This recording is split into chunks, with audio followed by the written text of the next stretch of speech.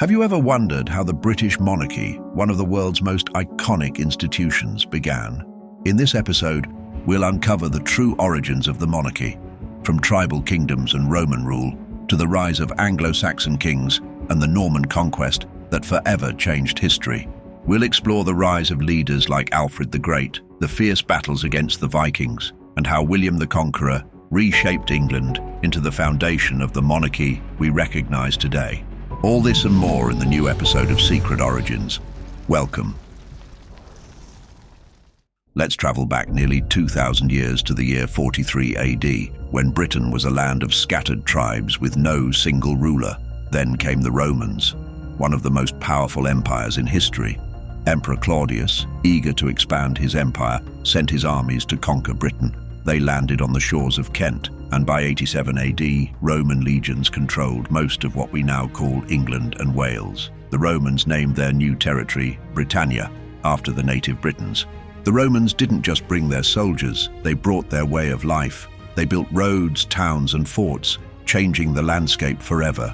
To help keep control, the Romans allowed some local leaders, called client kings, to stay in charge, as long as they followed Roman rules. These client kings received Roman protection and resources in exchange for loyalty. It was a smart system, but it didn't always work.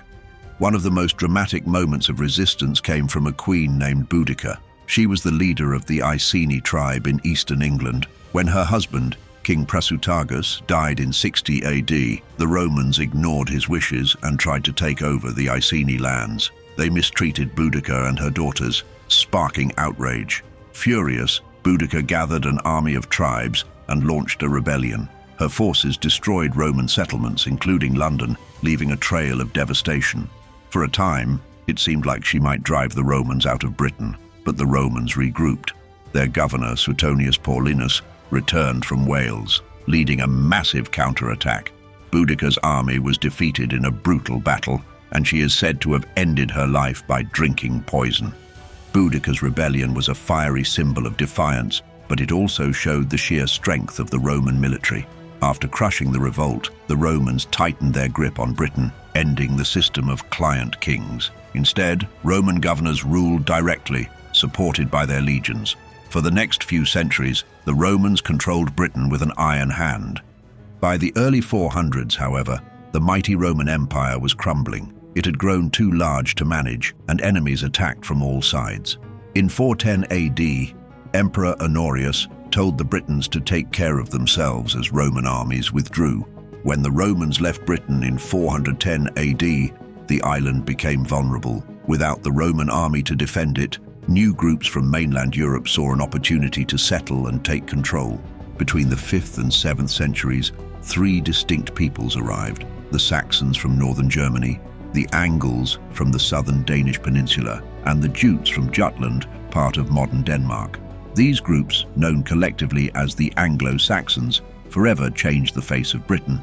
At first, the Anglo-Saxons lived in small, scattered communities, but they were warriors, constantly fighting to expand their territories. More land meant more power, wealth, and respect. Over time, they established several small kingdoms across England, each ruled by its own king. By the 8th century, 7 major kingdoms dominated: Northumbria, Mercia, East Anglia, Essex, Kent, Sussex, and Wessex. These kingdoms were often at war, competing for dominance. One of the smallest kingdoms, Wessex, began its rise to power in the southwest of England. Though its land was smaller than the vast realms of Mercia or Northumbria, Wessex had strong and resourceful leaders who used clever strategies to grow their influence. Through a mix of conquest, alliances, and family ties, the kings of Wessex steadily expanded their control. At first, Wessex was not a unified kingdom, but a collection of small states with individual rulers. This changed during the 7th century, when the region faced threats from the powerful kingdom of Mercia. To survive, the rulers of Wessex relocated their capital to Winchester, consolidating their power. From this stronghold, they began to unite the smaller regions of Wessex and push into neighboring territories. By the end of the 8th century, Wessex had become a force to be reckoned with. Under the leadership of King Egbert in the early 9th century, Wessex waged wars and forged alliances, solidifying its position as the most powerful kingdom in England. Egbert's vision laid the foundation for the unification of England, but just as Wessex was becoming dominant, a new and fearsome enemy arrived: the Vikings. Their arrival would plunge England into a period of chaos and challenge the very survival of the Anglo-Saxon kingdoms. By the year 870, the Vikings had become a relentless force in Britain. These fierce warriors from Scandinavia had already conquered much of northern and eastern England, taking control of Northumbria and East Anglia. Mercia, another powerful kingdom, was barely holding on. The only major kingdom left standing was Wessex, and the Vikings were determined to bring it down. Wessex was crucial. It was the strongest and most organized of the Anglo-Saxon kingdoms, and if the Vikings could defeat it, they could rule all of England. That year, the Vikings launched their full-scale invasion of Wessex, marking a turning point in British history. At the time, Wessex was ruled by King Ethelred, who faced wave after wave of Viking attacks. By his side was his younger brother, Alfred, a clever and determined young man in his 20s. Together, they led Wessex's forces in a series of brutal battles, including the battles of Reading, Inglefield, and Ashdown. Despite their efforts, the Vikings pressed on. In 871, King Ethelred died, leaving Alfred to take the throne. Alfred had already proven himself on the battlefield, but as king, he faced an even greater challenge. The Vikings were still determined to conquer Wessex. Alfred was young and relatively inexperienced, but he was also intelligent, resourceful, and ready to learn. One of Alfred's first moves as king was to strengthen Wessex's defenses. He built fortified towns, called burhs, across the kingdom to protect his people and slow Viking advances. He also recognized the importance of diplomacy, marrying the granddaughter of a Mercian king to forge an alliance between Wessex and Mercia. The Vikings, meanwhile, were far from giving up. They assembled a massive fleet of 120 ships in France, carrying thousands of warriors ready to invade Wessex. But just as it seemed Alfred's kingdom might fall, a violent storm scattered the Viking fleet, forcing them to abandon their plans. This unexpected stroke of luck allowed Alfred to regroup and negotiate a truce with the Vikings. The Treaty of Exeter let the Viking forces pass through Wessex on their way to Mercia, but forbade them from attacking Wessex. With the immediate Viking threat neutralized, Alfred set out to rebuild and strengthen his kingdom.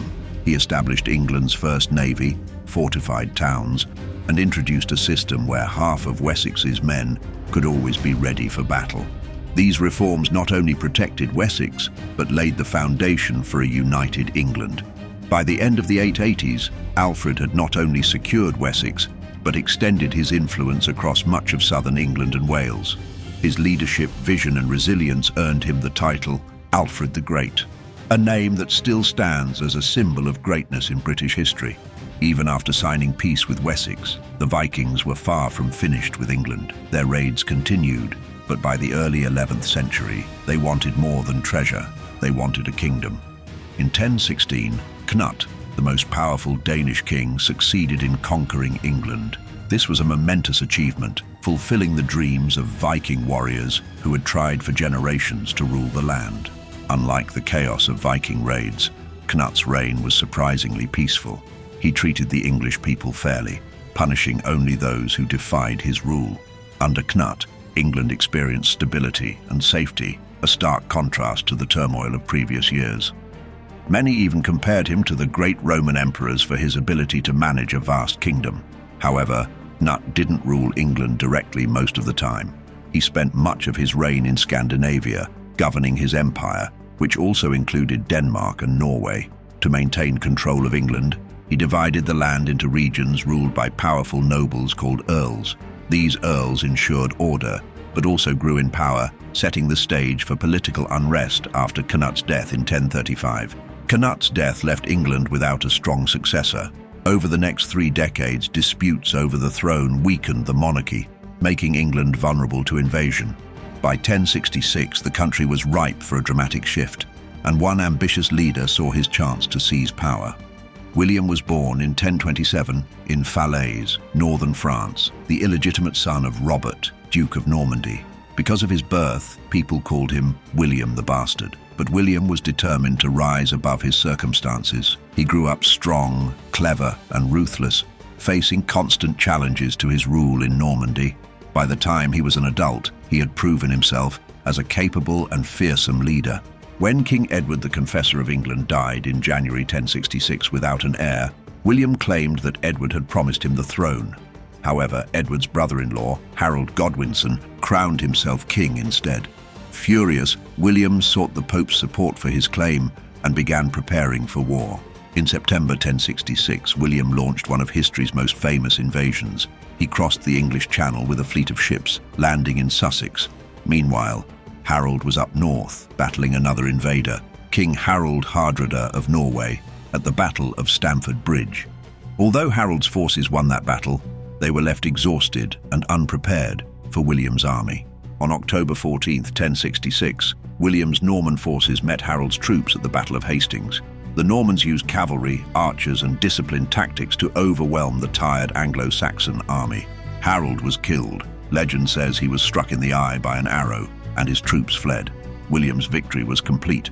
After the battle, William marched through southern England, securing the loyalty of local nobles and church leaders.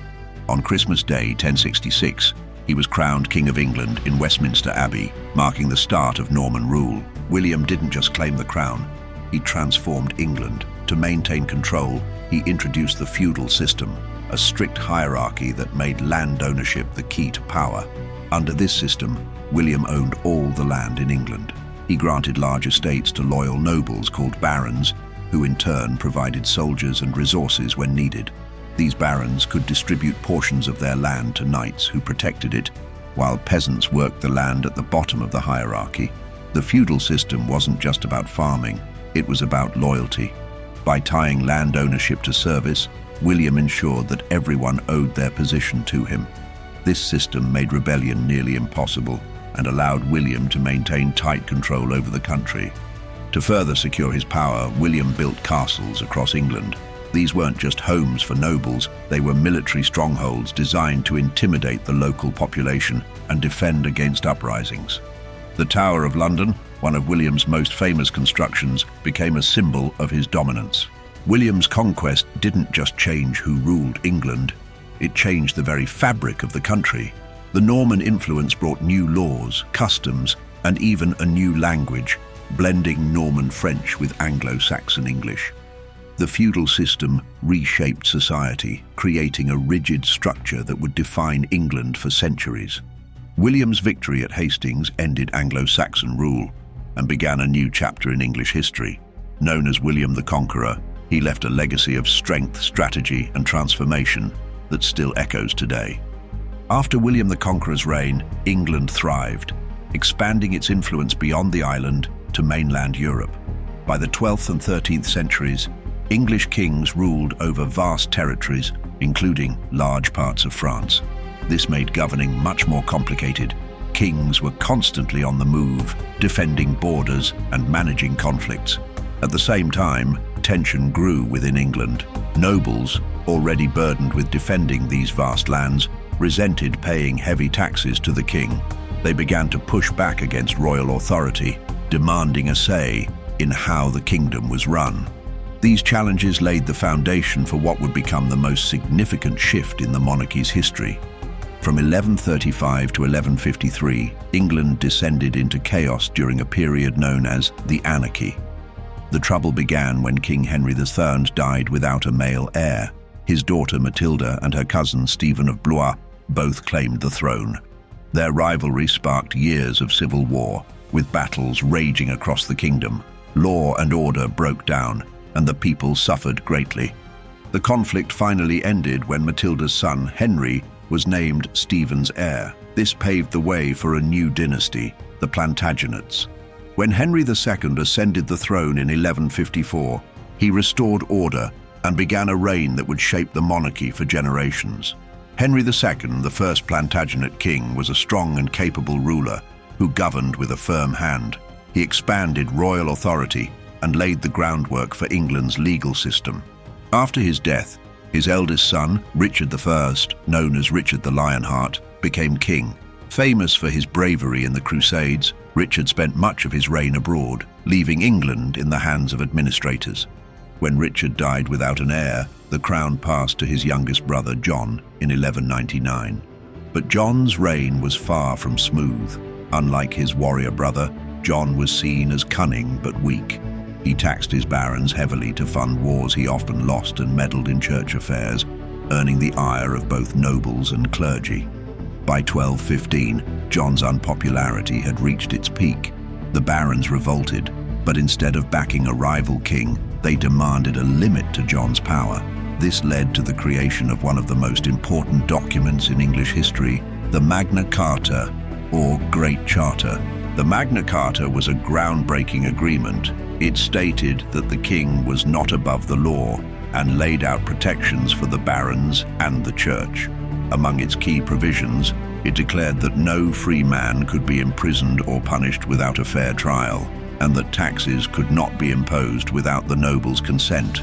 A committee of 25 barons was created to ensure the king followed the rules. Although it was initially intended to resolve a specific crisis, the Magna Carta became a symbol of accountability and fairness.